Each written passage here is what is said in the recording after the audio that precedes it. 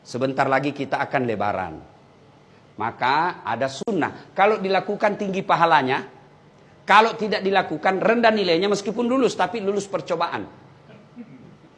Ya, apa itu? Satu, begitu mau lebaran, misalnya bapak mau ke masjid 6:30, kira-kira jam 6 sudah mandi.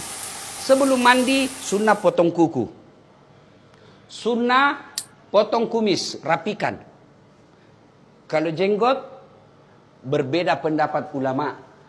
Merapikan, hadisnya itu kan pelihara. Pelihara itu ada dua makna. Kalau dia kotor, cukur. Itu namanya pelihara. Bukan pelihara, itu panjangkan saja. Tidak. Kalau dia jelek, apalagi bapak sebagai polisi, berjenggot panjang, jenggot Pancasila yang 17 lembar, lebih rapi kalau bapak cukur sekalian. Sunnah. Cukur rambut, potong kuku, sunnah. Sudah itu mandi. Mandinya bagaimana Ustaz? Mandi seperti mandi junub. Sunnah wudhu dulu. Sudah wudhu, bapak masuk ke kamar mandi. Hadap kiblat, ambil timba. Saya niat mandi sholat Aidil Fitri lillahi ta'ala. Bismillahirrahmanirrahim. Kanan dulu 3 kali, kiri 3 kali, baru seluruh anggota tubuh. Ustadz, bagaimana kalau di rumah kita pakai apa itu? Shower, tidak ada timba? Gampang Pak, begini aja Pak. 1, 2, 3. Gila lagi. 1. Ya ketawa, saya serius ini Pak. Kan selesai. Nah, sunnah sikat gigi. Sunnah pakai sabun. Semuanya Pak, cuci bersih-bersih. Termasuk alenya beliau yang mulia. Bersihkan itu Pak. Sudah, terakhir basuh kaki. Kalau bapak tidak kencing lagi setelah basuh kaki, bapak tidak usah wudhu. Sudah itu gantinya. Tapi kalau mau lagi merasa tenang, enggak nyaman rasanya kalau saya tidak wudhu, silahkan wudhu lagi. Sudah wudhu, berpakaian. Sunnah berpakaian yang indah. Itu perintah surah Al-Jum'ah. Pakaian yang indah bukan yang mahal. Pakaian yang indah itu halal, bersih, suci. Dan sunnah pakai putih. Kalau pakai baju hitam boleh? Boleh, tapi tidak sunnah. Kalau perempuan disunnahkan memakai baju yang tidak mencolok. Supaya tidak menarik perhatiannya suaminya orang. Ya? Apalagi kalau suaminya orang sudah lobet. Kan ada itu yang tua sekali suaminya, istrinya masih muda. Biasanya ini layangan putus.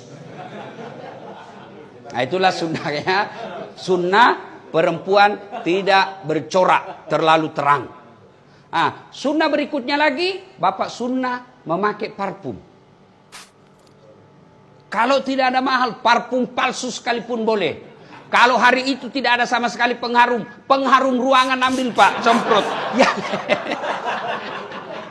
Sunnah memakai wangi-wangian.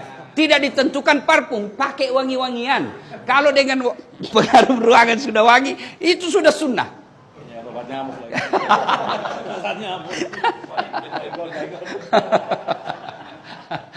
Sudah sunnah menuju ke lapang makan dulu. Sunnah, itu bedanya Idul Kurban. Kalau Idul Kurban selesai Aid baru makan. Kalau Idul Fitri makan dulu. Untuk apa? Membuktikan bahwa hari kemarin sudah beda hari ini. Ya, karena kita sudah tidak puasa. Sudah menuju ke lapangan. Kalau dia dekat dan mampu dijangkau jalan kaki, sunnah jalan kaki.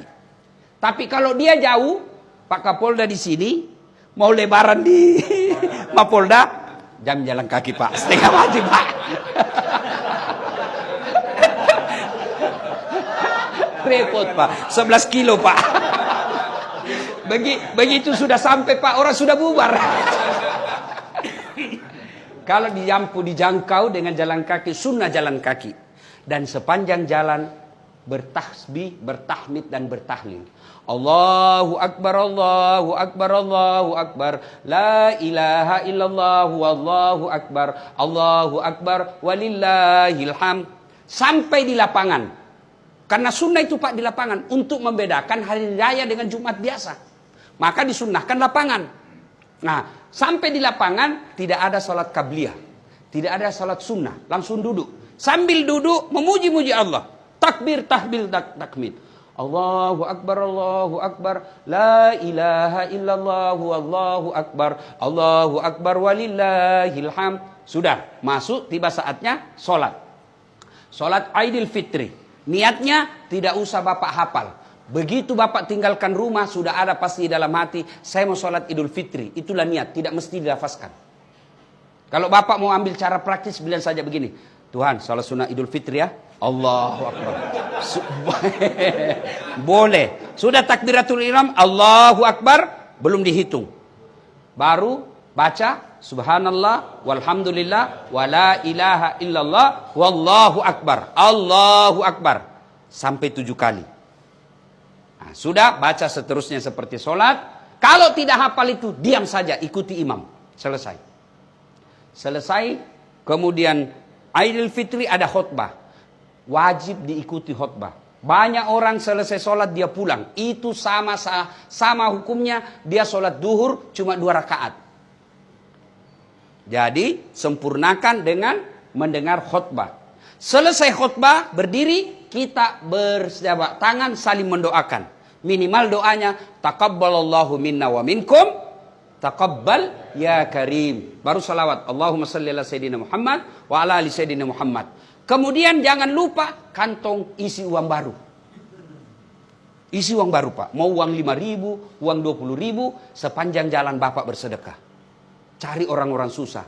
Tujuannya apa? Tidak boleh pada hari raya ada orang tidak bergembira gara-gara tidak ada uangnya. Gembirakan mereka. Lalu pulang, sunnah beda jalan pergi, beda juga jalan pulang. Waktu pergi jalan perintis kemerdekaan, waktu pulang tol. Sunnah.